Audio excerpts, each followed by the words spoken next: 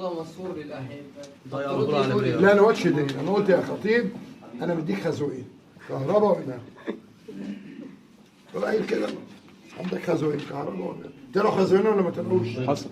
طيب مش ده النادي الاهلي يا جماعه، والله عمرنا ما سمعنا الكلام ده. هم ساعه الولدين دول ما راحوا بيقول لك ايه؟ هو لما كانوا عندكم طب اسالوا كهرباء لما انت كنت موجود كانوا علقة موت. يلا اول ما غلط تقول لا ما عندهاش كلام، علقوه مش هزار. انما ده بقى محمد رمضان المحترم مدير الكوره محترم يتريق علينا مش تاني. رحت لي في شهر الكريم. ايه كريم؟ شهر الكريم ده شرف. وبعدين انا عايز اسال سؤال، اتفضل. هي مش داليا دي بصوتها طالعه؟